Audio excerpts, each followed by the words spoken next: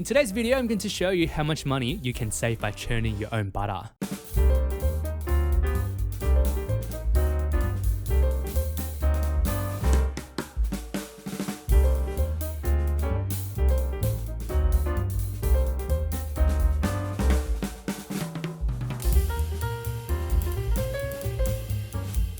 G'day guys, how's it going? Welcome back to Sam's Home Kitchen, where I bring to you budget-friendly recipes with sustainability in mind. So, we just finished June and we're in the new financial year, and I know in a couple of days, the US is going to announce whether or not the US is in a recession. So what does that mean for US and what does that mean for the world? What does recession mean even? So recession just means that 2 seasons in a row that the GDP is in the negative territory. The economy is not doing great. At the moment, it is coupled up with the potential of hyperinflation. The prices of everything is skyrocketing. So that is the reason I got this channel sharing what I cook on a daily basis and come up with creative ways to save money. So I was out shopping the other day and I saw about 6 or 7 of these. I picked all of them up. They were reduced on 61 cents per container. So these are double cream. I always wonder at what point it is actually worth it to be making butter at home compared to buying blocks of butter. In this video, I'm going to show you how to turn this into butter. And at the end of the video, I'll share with you whether or not it's worth it to be churning our own butter and at what price point. Whenever it's below this price point, it is super worthwhile for you to do this right at home. So having said that, let's not waste any more of your time and let's get cooking. So it's a slightly different format today. This is not exactly a recipe, but follows the same vein of us making food and save money. Mentioned at the start of the video, we're going to turn this double cream into butter. To churn our own butter, I'm using a food processor today, but a blender, hand mixer, or a stand mixer will do the work just fine. So these double thickened cream claim that there's 48% fat, so we'll work it out at the end of the video to see how true that is. That is all we need. We'll put this aside and get right into it. Grab off a food processor container thingy. What do people call these things? We're going to be using the blade attachment. If you're using a hand or stand mixer, whisk attachment will be your choice of weapon today. Put the blade on, grab a thing of cream, and we'll start getting the cream in. As per always, I will be working with my favorite utensil in the kitchen, the almighty spatula. I use it to scrape pretty much anything and everything. Pour the cream in. These are super thick boys. I can't say thick girls because that is offensive and rude to girls, but gender equality. So what do I do? Anyway, I just can't win here, so make sure to scrape every inch of the container clean. To be honest with you, the more cooking videos I watch, the more confused I get. I just don't know, don't know anyone who cooks at home who pre-weighs everything out in these dainty little dishes, like 5 grams of this and 2 tablespoons that. I'm always just here scooping things out and trying to minimize the dishes I need to do. Leave a comment down below if you agree with me. So I ended up emptying out 4 containers of cream, which is 1.2 kilos here.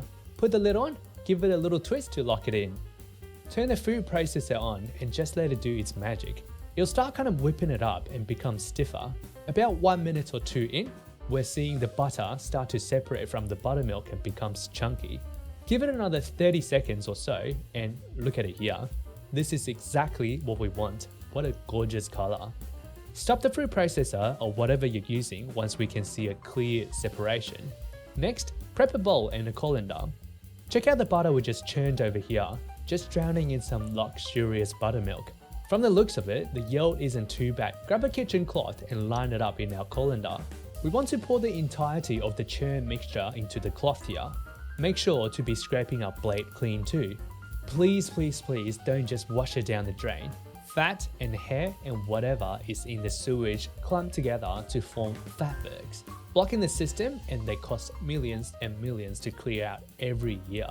Scrape our food processor as clean as we can, and this is the most basic form of butter. Pick up the 4 corners of the cloth and then we squeeze. So cream is fat and buttermilk and whey.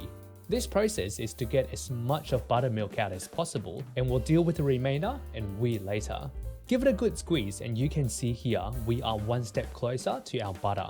The drained buttermilk can be used in so many different recipes. I ended up making fried chicken. Of course I made fried chicken. 2 days later, and tell you what, it was bloody delicious. Grab a jar and store it away if you don't plan on using it immediately. Should be good to sit in the fridge for at least a couple of days. Now, back to our butter. Get the whole thing into a bowl, and don't forget to get what's on the cloth off as well. Next, we want to wash out all of the remaining wheat in our butter so it doesn't spoil. Pour in a good amount of cold water and start working it. Press it with a spatula or you can get your hands in. We are wanting to get as much of the butter exposed and washed by the water as possible. Once the water is cloudy like what you can see here, pour it out and change it with some fresh water. Repeat the process several times until the water runs clear. Once that's done, lay out some plastic wraps or beeswax paper. I've just got some clean plastic wraps from my past grocery trips I stashed away to reuse. Sometimes it is hard to avoid plastic, but reuse and maximize the value is one other way to be responsible to our planet. Cut into about 15 by 30 centimeter rectangles. I then portion out butter into 4. Grab one end of the plastic wrap and fold it in to press down and shape the butter. Roll it up, twist the ends of the plastic wrap, and roll it a few times until it's nice and tight. And that is one done. With the last portion of the butter, I thought I'd be adventurous and turn it into some compound butter by adding in some instant coffee. I add in a teaspoon of instant coffee and just combine until it's incorporated. Other compound butter ideas are herbs, garlic, lime, etc. etc. The sky is the limit. Once well combined, into the plastic wrap and we roll it up just like others. The cost breakdown of this video goes 4 times 61 cents, which is $2.44. We ended up yielding 700 grams of butter out of the 1.2 kilos of cream. That's 58% butter content as opposed to 48% fat it claimed on the packaging. Keep watching until the end to find out at what price point it's worth it to churn our own butter.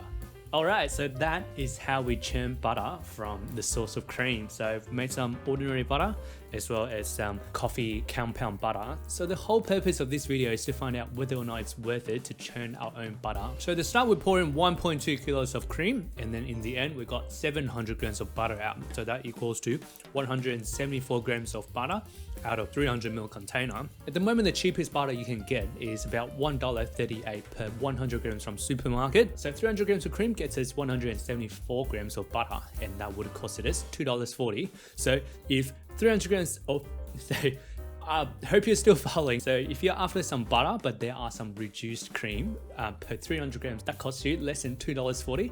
It is worth it to be churning that cream into butter yourself to save some money. For my case, per container was costing me 61 cents per 300 mils. So that worked out to be 80 cents per 100 grams of any of the butter that I made here. And these, chuck in the freezer, they will last forever. I know there was a fair bit of math, but I hope that all made sense. And for me, whenever I go grocery shopping, I always have a standard of like per unit price for standard item that I buy, and I make sure I don't overspend on those things. And it is super critical, especially at a time like now where we have inflation hiking up. I'm here to help you save money. And if you enjoyed that, if you enjoyed the video, give it a like and consider subscribing to my channel. I have a new video coming out every 2 weeks. That is all from me today, and I hope to see you in the next video.